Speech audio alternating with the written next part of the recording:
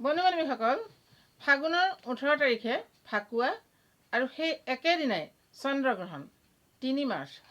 কিমান সময়ৰ পৰা কিমান সময়লৈ চন্দ্ৰগ্ৰহণ আছে, যিহেতু চন্দ্ৰগ্ৰহণৰ সময়ছোৱাত ফাকু খেলিব নাপায়, মই সকলোখিনি কৈ আছোঁ। আৰু কিমান সময়ৰ পৰা কিমান সময়লৈ পূৰ্ণিমা। আহকচোন আমি ইয়াৰ বিষয়ে কিছু কথা জানো। ফাগুনৰ 17 তাৰিখ সোমবাৰ। আজি মানে মই সোমবাৰে আজি ভিডিঅ'টো প্ৰস্তুত কৰিছোঁ আৰু আজি 17 তাৰিখেই আমাৰ পূৰ্ণিমা আৰম্ভ হৈছে। কিমান সময়ৰ পৰা হৈছে? 5:42:30। সন্ধিয়া 5:42:30 যোৱাৰ পিছৰ পৰাই পূৰ্ণিমা আৰম্ভ হৈছে। এখন মই কেলেণ্ডাৰৰ মতে কৈছোঁ দেই।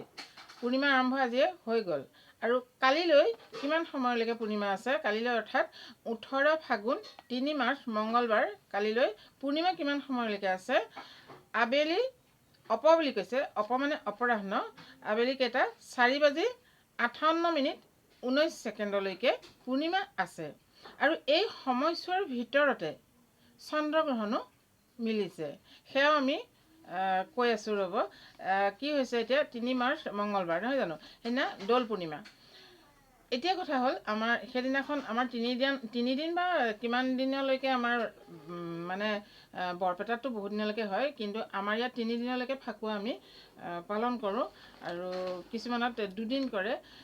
এয়া হৈছে পূৰ্ণিমাৰ দিনা আমাৰ পূজা পাতল হয়, সেইদিনাও খেলা হয় বোকা ফাকু বা ফাকু ৰং খেলা হয়, তাৰ পিছদিনাও খেলা হয়। এতিয়া কথা হ'ল, আমি পূৰ্ণিমাৰ দিনাখন ফাকু খেলিম নে নেখেলিম, সেই কথাটোহে আচলতে হৈছে। আৰু বুধবাৰেও ফাকু খেলা হ'ব, সেয়া বাৰু হ'ব, কিন্তু মেইন কথাটো হৈছে কি চন্দ্ৰগ্ৰহণ। চন্দ্ৰগ্ৰহণত যিহেতু আমি কিছু কাম নকৰোঁ, নাপায় বুলি কথা এটা আছে আমাৰ মা দেউতাহঁতৰ, যে গ্ৰহণ লাগিছে তহঁতি খাব নাপায়, গ্ৰহণ লাগিছে গ্ৰহণত থকা এই ভাতখিনি নাখাবি, নাপায়। ইয়াৰ বিষয়ে মই কৈ আছোঁ আপোনালোকক।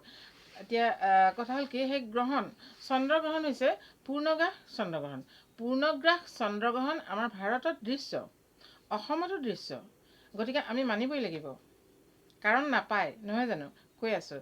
তাৰপিছত চাওক, এই গ্ৰহণ আমাৰ 2026 চনত কিন্তু প্ৰথমটো চন্দ্ৰগ্ৰহণ, এই বছৰৰ 2026 চনৰ প্ৰথমটো চন্দ্ৰগ্ৰহণ।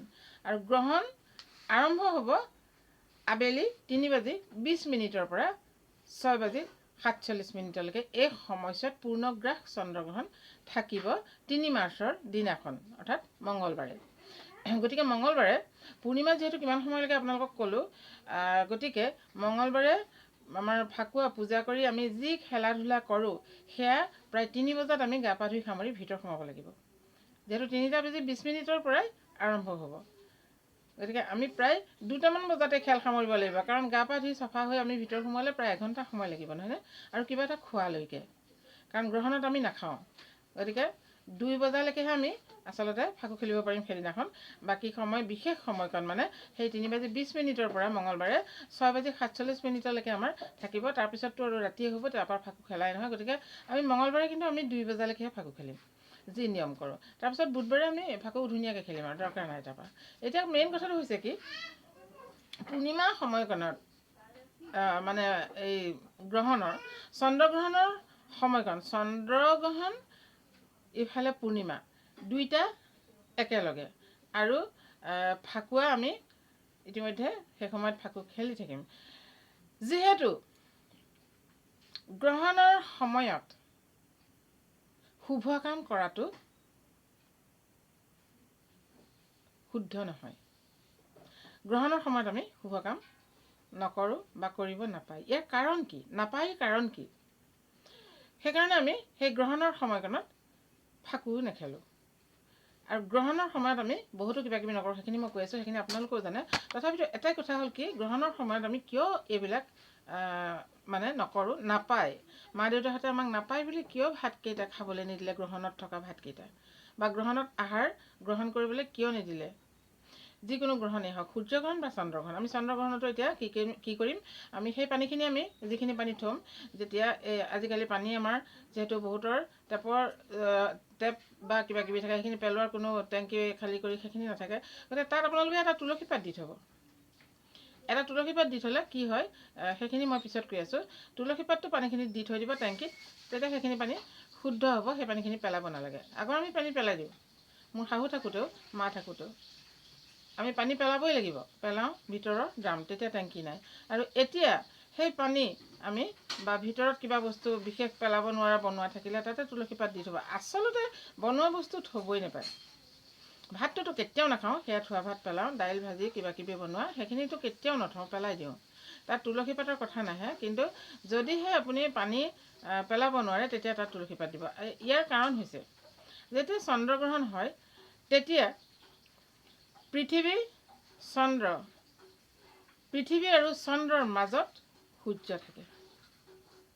চন্দ্ৰই যিহেতু সূৰ্যৰ পৰাহে পোহৰ ধাৰলৈ লৈ আমাক দি থাকে ৰাতি, নহয় জানো? আপোনালোকেও জানে।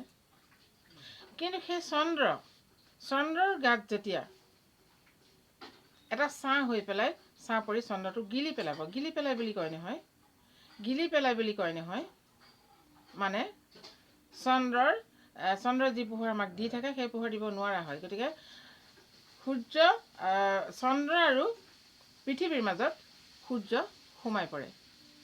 সোমাই পৰাৰ লগে লগে চন্দ্ৰই নিজৰ পোহৰ বিলাব নোৱাৰা হয় আৰু গাত ছাঁ পৰে।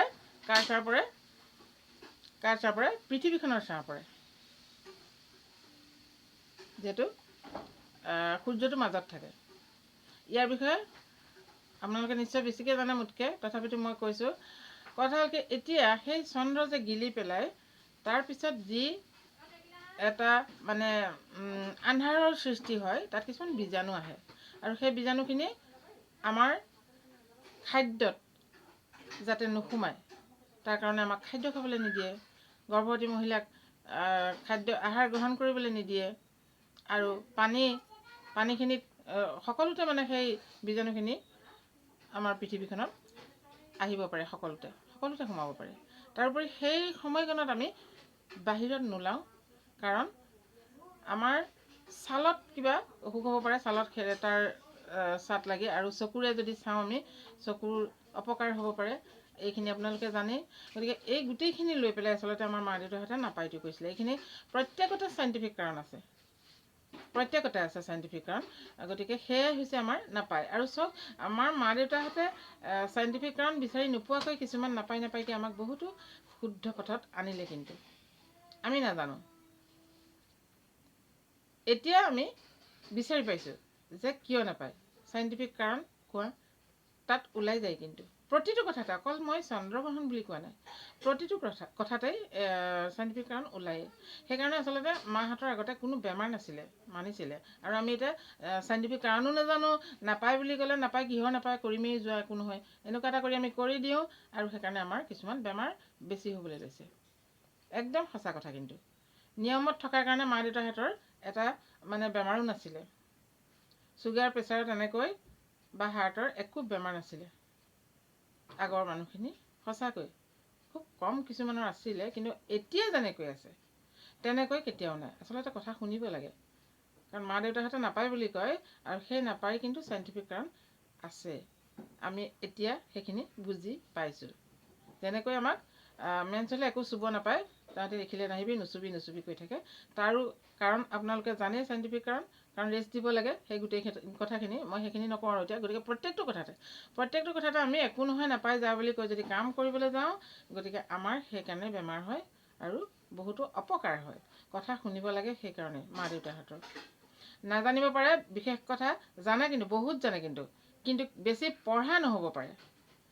বেছি যদি পঢ়াও নহয় কোনোবা মা দেউতা কিছুমান হয়, তেওঁলোকে যদি কাৰণ দৰ্শাবও নোৱাৰে, বৈজ্ঞানিক কাৰণ, কিন্তু নাপায়তো কিন্তু ক'ব। আৰু তাত কিন্তু বৈজ্ঞানিক কাৰণ যিজনে জানে, বেছিক জ্ঞানী, তেখেতে উলিয়াব পাৰিব। গতিকে এটা কথাই কওঁ, আমি যিখিনি আগৰ নিয়ম পাইছোঁ সেই নিয়মখিনি আমি মানি যাব লাগে, কাৰণ তাত বহুতো আমাৰ নামানিলে বহুতো অপকাৰ হয়। সেইকাৰণে চন্দ্ৰগ্ৰহণৰ বিষয়ে মই আপোনালোকক ক'লোঁ, আৰু ফাকুৱাৰ বিষয়েও ক'লোঁ, আৰু আগতীয়াকৈ মই হোলীৰ শুভেচ্ছা সকলোলৈকে জ্ঞাপন কৰিছোঁ। ঠিক আছে, ভিডিঅ'টি আজিলৈ ইমানেই।